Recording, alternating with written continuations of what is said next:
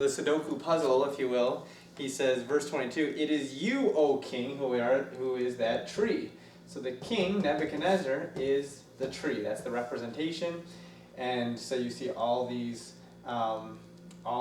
dominion that he has is what it means.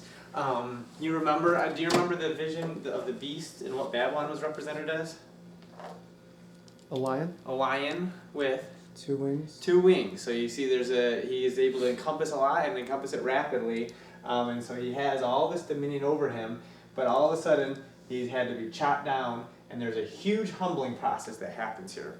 Well, let's see the fulfillment of this, and Daniel even said, I wish it wasn't for you, but it is for you. And then, you read verse 27, is that right? I don't think so. Okay, 26 and 27, yeah. 26. And inasmuch as they gave the command to leave the stump and roots of the tree, your kingdom shall be assured to you after you come to know that heaven rules. Therefore, O king, let my advice be acceptable to you. Break off your sins by being righteous, and your iniquities by showing mercy to the poor. Perhaps there may be a lengthening of your prosperity. Okay, so he says, here's my advice on how this doesn't have to happen to you. What do you have to do? Break off your sins. Yeah, repent, basically. And by being righteous and showing mercy to the poor, to help out.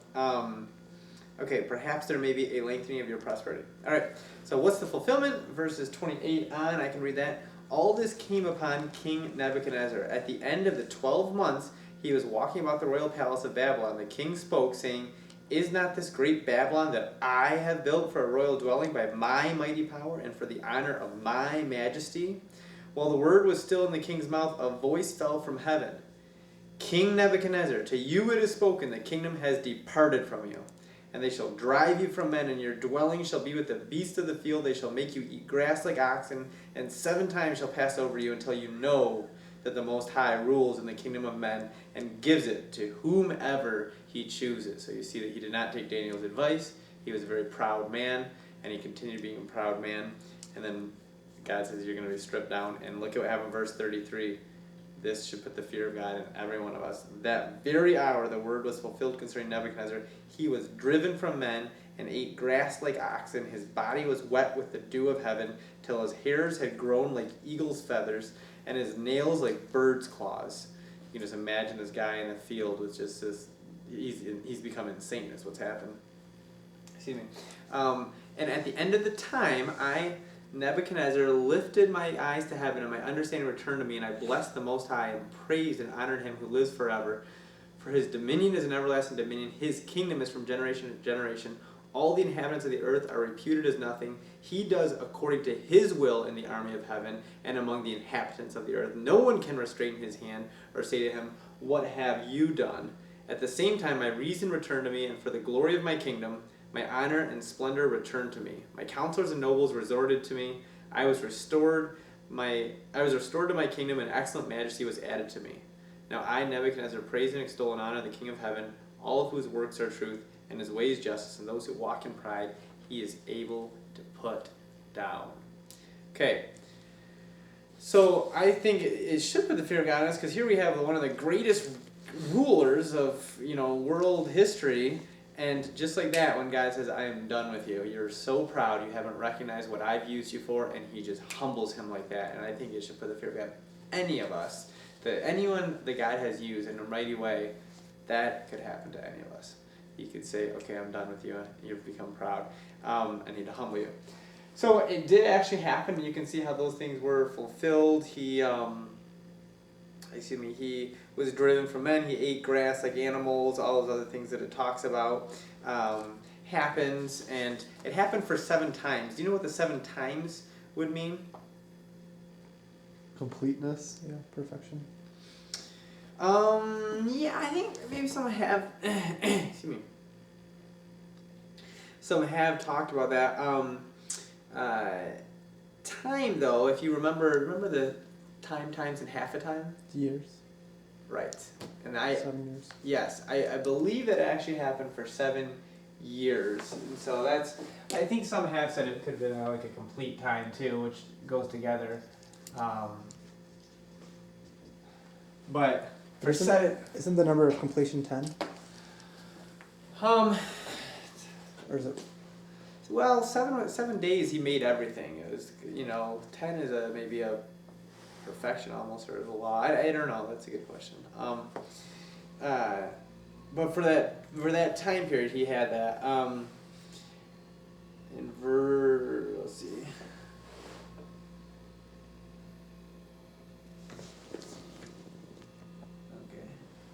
Okay. A year after this dream, when Nebuchadnezzar was filled with pride, a voice from heaven spoke to him and warned of his punishment of insanity. Soon after the voice spoke, Nebuchadnezzar became insane, specifically living outside and eating grass and vegetables with the animals. This lasted presumably for 7 years. Then his sanity was restored, and he had a revelation that God is a true king. He also regained his position as a king. Now this, what I'm going to read now, that was all from the Bible. This is from secular history. In one of Nebuchadnezzar's inscriptions giving an account of his buildings and accomplishments occurs this, as read by Sir Henry Rawlinson. For 4 years the residents of my kingdom did not delight my heart. In no one of my possessions did I erect any important building by my might. I did not put up buildings in Babylon for myself in the honor of my name. In the worship of Merodach, my god, I did not sing his praise, nor did I provide his altar with sacrifices, nor clean the canals. And this is thought by some possibly to be a euphemistic reference to his insanity, though ancient kings in having their inscriptions made avoided recording such things. That's from Haley's Bible Handbook. That people have looked at that. Now he wouldn't have said, because you want to flatter yourself and look great, he wouldn't have said I went insane, but he does talk about clearly a period where he said things just weren't right with me. And so people have connected that. So this is a picture of Babylon. It doesn't give the whole course of what was going to happen in Babylon, but it does give an indication of something that would happen within Babylon there. That's good. Any questions on that? Okay, that one's a pretty easy one to go through. Pretty straightforward. So Rob, do you want to take a picture of that? All right. As I said here in the corner, the book of Daniel does have 4 chapters of history. And the prophecies, though, there's actually 1, 2, 3, 4, 5, 6 different visions, dreams, prophecies. Do you remember how many of those were given to Nebuchadnezzar out of the 6? You got it. Rob's got it. 2. Statue and tree. Yep, the statue and the tree. So these first 2 here were given to Nebuchadnezzar. The rest of them were visions given to Daniel himself. Now we've already looked at Daniel chapter 7, but we're about to look at the second vision that Daniel had of what would come to pass in days ahead. So let's look at Daniel chapter 8.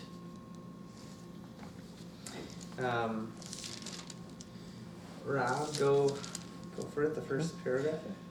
In the first year of the reign of King Belshazzar, a vision appeared to me. Does it say first?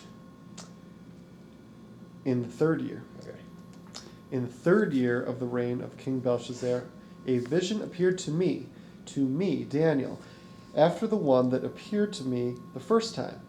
I saw in the vision, and it so happened while I was looking that I was in Shushan, the citadel, which is in the province of Elam.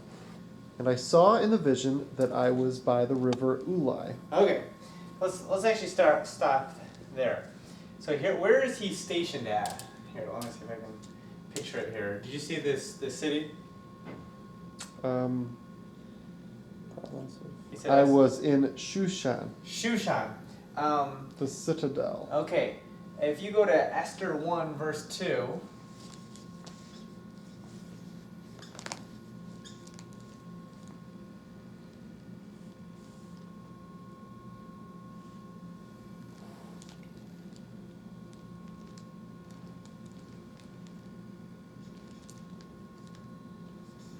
What does it say, Rob? Hold on a second. Rope's got it.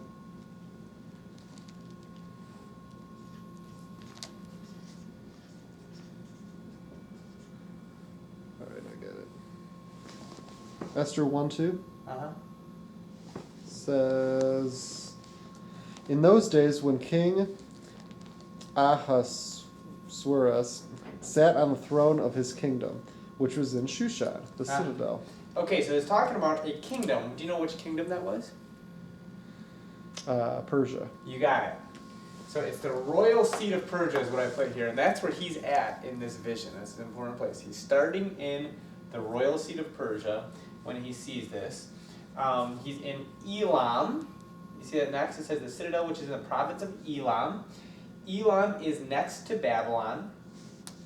And then, and I saw in the vision that I was by the river Uliah. Uliah River surrounded the city of Shushan. So it was like, yeah, so if you imagine the city, and apparently there's a river, I'm not sure how it quite went, but something like that, maybe it surrounded at least, there was a river that went through, and this is kind of where he's by, but it's in the seat of Persia. Okay, let's move on, next verse. Verse 3. Yep. Then I lifted my eyes and saw, and there standing beside the river was a ram, which had 2 horns. And the 2 horns were high, but one was higher than the other. And the higher one came up last. Okay, so now he sees, oh man, this is going to be tough. He sees a ram though. Alright, 2 horns, oh, there's one. And one is higher than another.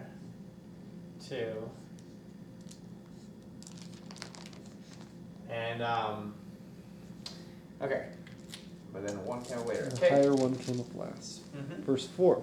I saw the ram pushing westward, northward, and southward, so that no animal could withstand him, nor was there any that could deliver from his hand. But he did according to his will, and became great. And as I was considering, suddenly a male goat came up from the west, across the surface of the whole earth, without touching the ground.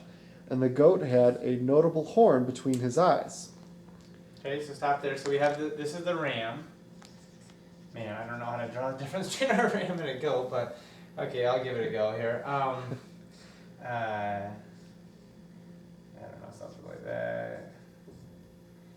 But it had one large horn coming like that, and it's coming from the west. Is that right? Is that what it says? Yes, came from the west. Okay, it's coming this direction. This is the goat. Okay, and it says it's coming so quickly that it's not even touching the ground. Okay, go for it. Verse 6. Then he came to the ram that had 2 horns, which I had seen standing beside the river, and ran at him with furious power. And I saw him confronting the ram. He was moved with rage against him, attacked the ram, and broke his 2 horns. There was no power in the ram to withstand him, but he cast him down to the ground and trampled him, and there was no one that could deliver the ram from his hand. Therefore the male goat grew very great, but when he became strong, the large horn was broken, and in place of it 4 notable ones came up toward the 4 winds of heaven. Okay, so let's pause. So you have this goat here coming, this is large horn, and he is angered at the ram, comes and defeats the ram. And then the next scene that happens is that one horn, did you catch that? What happened to it? Broken. Yep. It was broken, and what happened instead? 4, what does it say? And in place of it, 4 notable ones came up toward the 4 winds of heaven. Okay, and they went in, different directions. Okay, so you have 4 horns there. Okay, go on. Verse 9. And out of one of them came a little horn, which grew exceedingly great, toward the south, toward the east, and toward the glorious land. Okay, so out of one of the horns? Out of one of them came a little horn. Out of one of them grew a little horn. Okay. Which grew exceedingly great, toward the south, toward the east, and toward the glorious land. And it grew up to the host of heaven, and it cast down some of the host and some of the stars to the ground, and trampled them. He even exalted himself as high as the prince of the host, and by him the daily sacrifices were taken away, and the place of his sanctuary was cast down. Because of transgression, an army was given over to the horn to oppose the daily sacrifices, and he cast truth down to the ground. He did all this and prospered. Okay, so you may have caught this already. There's very similarities. We're going to talk about that between this little horn and the little horn of Daniel chapter 7. What are some of the things that it says about this little horn? It started small, it grew great. It cast the stars of heaven down. Pompous words. Exalted himself as the prince of the host. Daily sacrifice is taken away. Yeah. Takes away the daily sacrifice. Okay. One would be in the place of the sanctuary.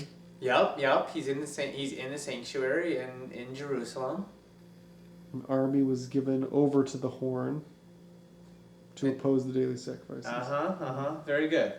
We'll keep that in mind. We'll go Cast truth down to the ground. Okay, and he was a lot. Yeah, he was not. He was a false prophet. And he prospered. A lot of similarities, and we'll talk about that. Okay, going on.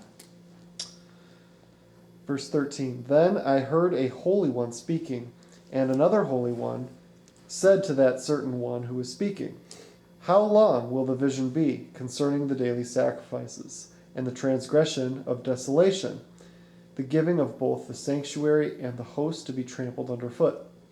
And he said to me, "For 2,300 days, then the sanctuary shall be cleansed." Okay, so there's gonna be something that would happen for 2,300 days. Okay, going on. Verse 15. Then it happened when I, Daniel, had seen the vision and was seeking the meaning, that suddenly there stood before me one having the appearance of a man. And I heard a man's voice between the banks of the Ulai, who called and said, "Gabriel, make this man understand the vision." So he came near to where I stood, and when he came I was afraid and fell on my face. But he said to me, "Understand, son of man, that the vision refers to the time of the end." Now as he was speaking with me, I was in a deep sleep with my face to the ground. But he touched me and stood me upright, and he said, "Look, I am making known to you what shall happen in the latter time of the indignation, for at the appointed time the end shall be. The ram which you saw, having 2 horns, they are the kings of Media and Persia. Okay, this is nice because now he's gonna give us some clues here. So the ram equals, Media and that makes sense. So you guys already catch that? Were you thinking that? One stronger than the other, 2 sides. You got it. Yep, the exact same thing that we've seen before. The ram is Media and Persia, and he even came. It says the location of the ram was here, right where the royal seat of Persia is. That was where he saw the ram. So we have, okay, go on. Okay. Verse 21, and the male goat is the kingdom of Greece. The large horn. Did you catch that too? It's swiftly moving, just like the leopard. You got it, yep, with the 4 wings. Good memory, yep. The large horn that is between its eyes is the first king. As for the broken horn and the 4 that stood up in its place, 4 kingdoms shall arise out of that nation, but not with its power. Did you catch that? So the 4, and it doesn't go into the specifics, but you kind of can picture it. This one had such a great power. These 4 came up, and they were clearly horns and protruding, but they weren't as large, they weren't as prominent, which is what happened in history too. You have 4 kingdoms that rose up after Alexander the Great. So Alexander the Great's the biggest horn. Right. When he went down, the 4 smaller Greek kingdoms. Okay. Verse 23, and in the latter time of their kingdom, when the transgressors have reached their fullness, a king shall arise, having fierce features, who understands sinister schemes. Okay, so later there was going to be another king here who's going to arise, and understand sinister schemes. Go on. Okay. His power shall be mighty, but not by his own power. He shall destroy fearfully, and shall prosper and thrive. He shall destroy the mighty and also the holy people. Through his cunning he shall cause deceit to prosper under his rule, and he shall exalt himself in his heart. He shall destroy many in their prosperity. He shall even rise against the prince of princes. But he shall be broken without human means. Okay, another actually similarity to how the little horn would just be destroyed. He will be broken without human means. Remember, there's a stone that came that broke without human hands. Okay, go on. And the vision of the evenings and mornings which was told is true. Therefore seal up the vision, for it refers to many days in the future. And I, Daniel, fainted and was sick for days afterward. I rose and went about the king's business. I was astonished by the vision, but no one understood it. Okay, there's some real crazy things happening in this vision. It's a very, very interesting vision here. And I try to depict it, but it's a little messy here. I do want to make mention of is the fact that these events happened.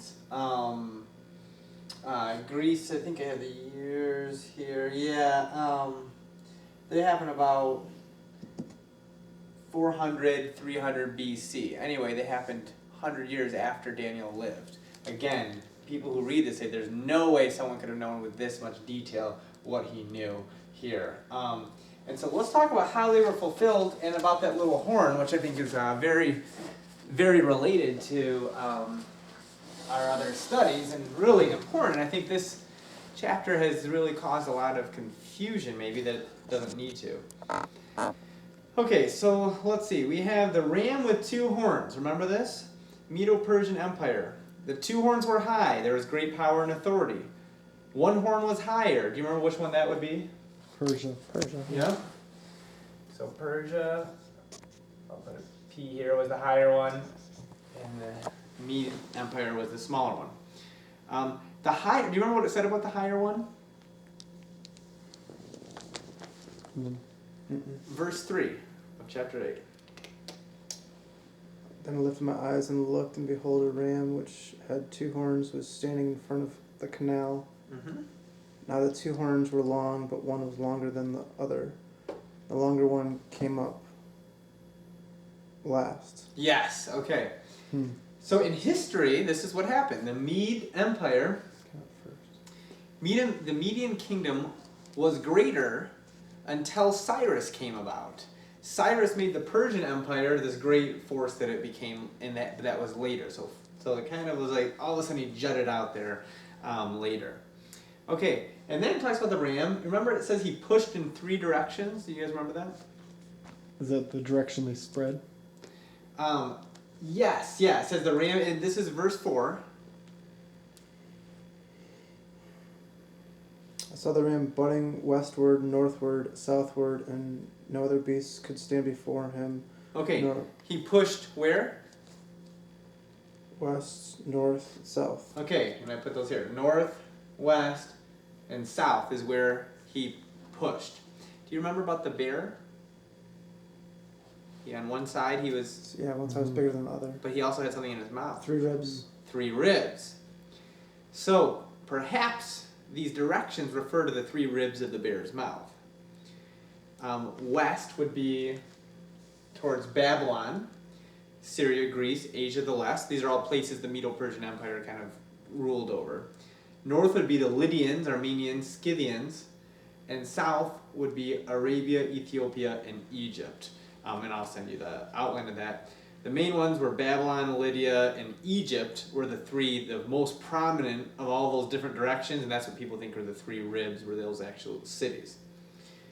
Next, though, we have the goat, and this was, we said, was Greece. Now, I'm interested, I wrote a reference, Proverbs 30, verse 31. I'm not sure the connection, but if someone could just look that up, Proverbs 30, verse 31. Sure.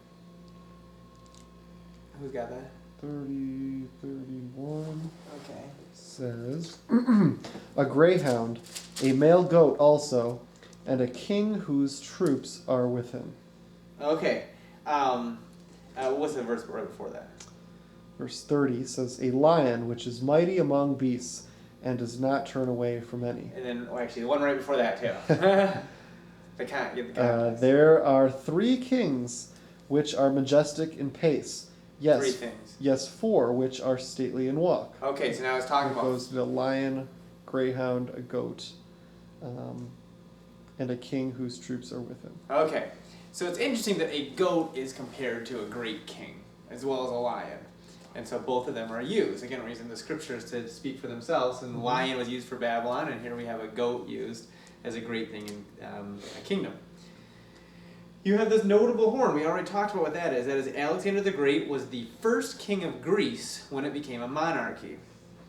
Remember what direction it came from? Greece. From the west. Yes, from the west. Greece is west of Persia, Yes. so it came in that direction. Across the surface of the whole earth. It is said that Alexander the Great wept when he heard there was no more land that he could conquer. He went so fast. Not touching the ground. This may represent the swiftness with which Greece overran the world, less than 12 years, or it may indicate that he was so powerful that no one in the world was able to touch him. Either way, he didn't touch the ground as he ran. The goat ran at the ram with fury. Greece attacked Persia. And it says, great fury. Alexander the Great was very eager in attacking Persia, which he did in haste. The goat conquered the ram. And sure enough, Greece conquered Persia. It was moved with rage. Alexander was enraged with Persia. Here's a little note. The Persians attacked Greece earlier. They treated them cruelly and tried to convince Alexander's soldiers to betray him. So there was a special vendetta Alexander the Great had against Persia, so he would have been moved with great rage, as it says. Broke his 2 horns.